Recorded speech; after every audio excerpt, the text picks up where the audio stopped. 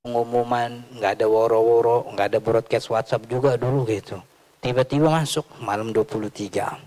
Akhirnya orang-orang yang di Nabawi yang tadinya sholat sendiri-sendiri, ada yang lagi wirid, zikir, berhenti semua ikut sholat di belakang Nabi. Nabi Muhammad nggak tahu kalau lagi diikutin karena gelap kan Nabawi waktu itu tuh malam 23. Itu terjadi kemudian dikatakan oleh ulama pertama kali berjamaah qiyam Ramadan. Malam 23, tahunnya tidak disebutkan entah itu tahun pertama disyariatkannya Ramadan atau tahun kesekian. Tapi pada intinya selama 1 sampai malam 22, Nabi Muhammad nggak keluar tuh, sholatnya di rumah. Gitu.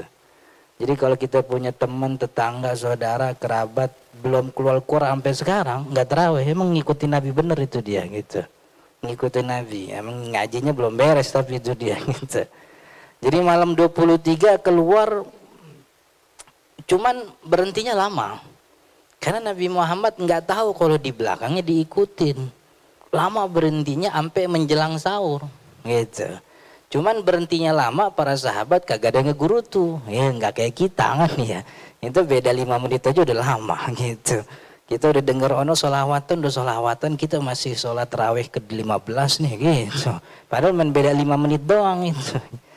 Jadi itu malam 23. Nah paginya orang-orang ngomong akhirnya, malam Nabi Muhammad keluar, kita berjamaah.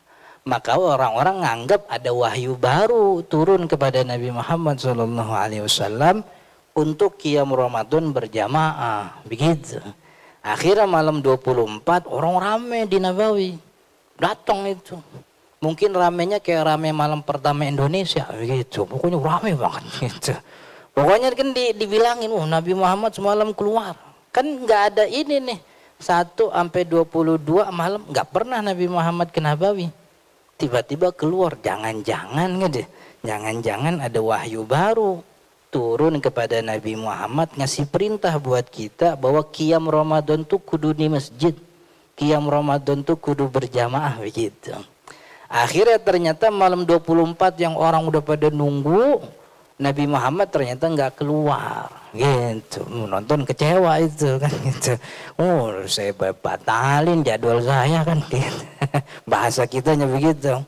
Akhirnya orang pada bubar lagi. Malam ke-25 karena malam 24 nggak ada Nabi Muhammad SAW, malam 25 kayak biasa. Ya, jadi kan orang yang sholatnya di rumah tuh karena mungkin ngimamin orang-orang rumah. Tapi kan di antara para sahabat sama kayak model kita.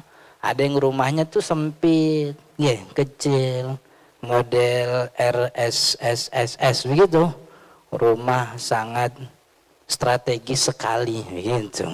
Soalnya kamar mandi sama kamar tidur deket, gitu. Kamar tidur, ruang depan deket. Ruang depan ke teras tamu juga deket gitu. Emang segitu-gitu doang kontrakan gitu. Itu bininya lagi masak di dapur, lakinya tidur, bangunin pakai kaki bisa tuh gitu, saking deketnya gitu. Ini kayak gini nggak bisa berjamaah. Makanya mereka kena bawi begitu. Nah malam 25 ternyata Nabi Muhammad keluar.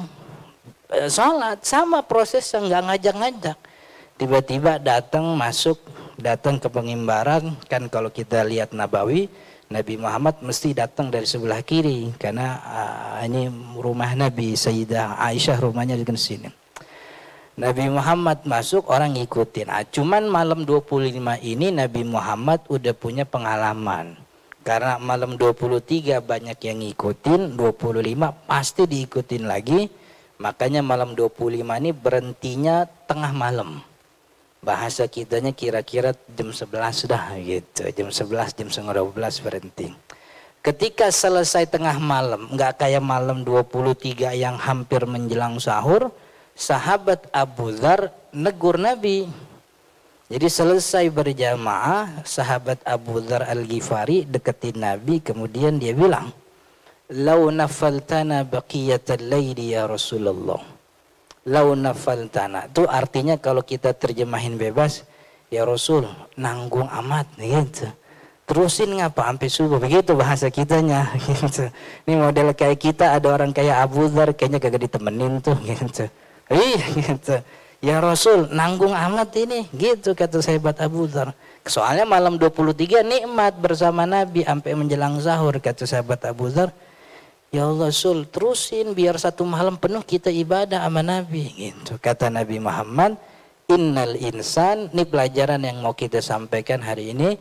Innal insan idza qama ma'al imami hatta yansharif kutiba baqiyatul lail. Kata Nabi Muhammad, tenang Abu Dzar, orang itu kalau qiyam malam Ramadannya bersama imam sampai imam selesai, kutibat baqiyatul lail, maka dia dihitung sebagai orang yang menghidupi satu malam penuh. Begitu. Jadi walaupun ibadahnya cuma sampai jam 8:30, sampai jam 9, tapi kalau ikut dari awal sampai imam beres, itu dihitungnya satu malam penuh di ibadah. Gitu. Yang penting jangan ninggalin imam. Imam belum beres, dia udah pulang. Nah, malaikat gak jadi nyatet itu. Nah, gitu. Wah, baru gue mau masukin ini satu malam penuh lah, udah pulang gitu. Kan sayang. Gitu. Jadi witir ikut bareng Nabi. Ikut bareng Nabi, ikut bareng imam. Kenapa? Biar dihitung sebagai orang yang menghidupi satu malam penuh begitu. Tapi Ustaz, saya pengen qiyamul lail, tahajud di rumah. Enggak apa-apa. Jadi kebanyakan kita menganggap kalau sholat witir itu sebagai penutup, padahal bukan. Sholat witir itu bagusnya memang di akhir. Tapi kalau tidak bisa di akhir, maka sebaiknya di awal malam. Dan itu yang dilakukan oleh Sayyidina Abu Bakar As-Siddiq radhiyallahu anhu. Beliau itu selalu mendahulukan witirnya di awal malam. Dan Nabi Muhammad nyebut bahwa siapa orang yang khawatir tidak bisa bangun malam, maka sholat witirlah awal malam. Gitu. Nah, orang-orang yang sudah sholat witir awal malam, nanti di akhir malam dia bangun tahajud, monggo, cuman tidak perlu witir lagi. Karena satu witir ganjil itu cukup untuk satu malam. Begitu. Jadi Bapak Ibu tinggal ikut beres sama imam, insya Allah dihitung satu malam penuh. Nanti pulang bangun sholat tahajud silahkan, tapi tidak perlu witir lagi. Daripada keluar enggak, gue mau sholat witir di rumah, ntar habis tahajud, ntar mau sahur, tahu-tahu bangunnya telat kan ya. Akhirnya dapat satu malam sama imam kagak, tahajud nggak dapat, sahur buru-buru, kan kagak enak begitu. Kan mendingan ikut sama imam. Udah kecatat sebagai satu malam penuh, tidur juga enak itu. Gitu. Itu dalam hati bilang, udah malaikat gak usah nyatet dah, gue mau ibadah satu malam penuh, kan gitu. Bahasanya begitu, bahasa songongnya kan begitu. Cuman gak boleh ngomong kayak gitu. Jadi maksud saya bahwa witir ini adalah sholat yang penting, bukan karena dia di Ramadan. Tapi sholat witir ini kata Nabi Muhammad nilainya itu lebih tinggi daripada humrun ni'am. Humrun ni'am itu adalah harta paling berharganya orang Arab. Harta, bahkan humrun ni'am pernah disebutkan oleh Nabi, ini pahala bagi orang yang ngasih hidayah. Maksudnya jadi jalan hidayah orang masuk Islam, dapat lebih baik daripada humrun ni'am. Dan ini disebutkan juga dalam fadilah sholat witir. Jadi orang yang sholat witir itu pahalanya sama seperti ngajak orang masuk Islam. Begitu. Itu penting. Bahkan perintahnya banyak. Saking banyak perintahnya witir, Imam Abi Hanifah bilang sholat witir itu hukumnya wajib. Bukan sunnah. Kalau kita kan sunnah nih. Kebanyakan kita orang Syafi'i, witir sunnah. Abu Hanifah radhiyallahu itu bilang sholat witir wajib. Orang yang malamnya kagak witir, pagi qadha itu witirnya. Begitu. Nah untungnya kan kita memang mazhabnya Syafi'i kebanyakan guru-guru kita. Karena kalau kita orang Abu Hanifah ada repot. Banyak di antara kita yang kagak witir jadi meninggalkan kewajiban. Orang yang ninggalin kewajiban itu kan jatuhnya fasik. Fasik itu statusnya. Sengaja ninggalin kewajiban gitu. Muslim dia cuman fasik. Orang fasik itu salah satu ketentuannya nggak boleh jadi saksi. Saksi apa aja? Yang ibadah-ibadah yang butuh saksi kayak contohnya akad nikah. Jadi akad nikah nih kalau kita orang Hanafi saksinya ditanya, malam witir apa enggak mas? Gitu. Katanya kagak, ini saksi kedua witir gak? Kagak juga, aduh ini. Para jemaah yang hadir semalam witir apa enggak? Kagak ada juga satu kondangan tuh. Wah, akhirnya nikah kagak jadi, kan repot itu. Mana catering udah dibayar kan gitu. Untungnya kita orang Syafi'i dari salat witir hukumnya sunnah tapi pahalanya tinggi. Jumlah rokaatnya 1, 3 terus ganjil sampai 11. Ini kapan waktu nggak sempat sholat witir di musola di masjid, sholat witir di rumah minimal berapa? Minimal 1 rokaat. Cuman saran saya walaupun 1 minimal jangan sholat witir 1 juga gitu. Kagak enak sama malaikat udah nyiapin catatan man 1 doang kan gitu. Dandannya udah dandan kayak kiai pakai sorban, sejadah digelar minyak wangi. 1 doang.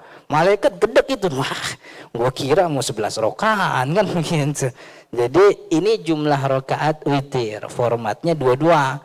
21, 221, 2221 gitu. Kalau mau 3 boleh Ustaz langsung. Boleh nggak ada masalah. Cuman kalau 3 langsung nih kudu kagak ada tahiyat awalnya. Kalau kagak ada tahiyat awal, khawatir 3 langsung jadi keder gitu. Ini udah 2 atau 3 kan sama semua nih gitu. Karena sholat ini kan sholat malam tuh kondisi capek, maka bagusnya 21 gitu. Jadi kalau 3 langsung boleh nggak apa-apa. Cuman kalau tidak khawatir keliru jumlah hitungan rokaatnya begitu. Kita jangankan 3. Subuh kadang-kadang kita juga keder kan ya. Bangun udah bingung nih gue baru takbir apa udah rokaat kedua nih itu subuh. Sukmanya belum nyatu kan gitu. Makanya nih witir dibikin 2-1 bagusnya. Cuman kalau kita ikut jamaah imamnya 3 langsung alhamdulillah. Tapi poin kita bahwa jangan meninggalkan imam sebelum imam selesai. Karena disitulah pahala besarnya. Udahnya dapat 1 malam penuh, udah gitu dapat pahala yang nilainya sama seperti ngasih ngajak orang masuk Islam, yaitu humrun ni'am sebagaimana yang disebutkan oleh Nabi Muhammad SAW tentang keutamaan salat witir. Barakallahu li wa lakum, mudah-mudahan bermanfaat. Hadanallahu wa iyyakum ajma'in. Assalamualaikum warahmatullahi wabarakatuh.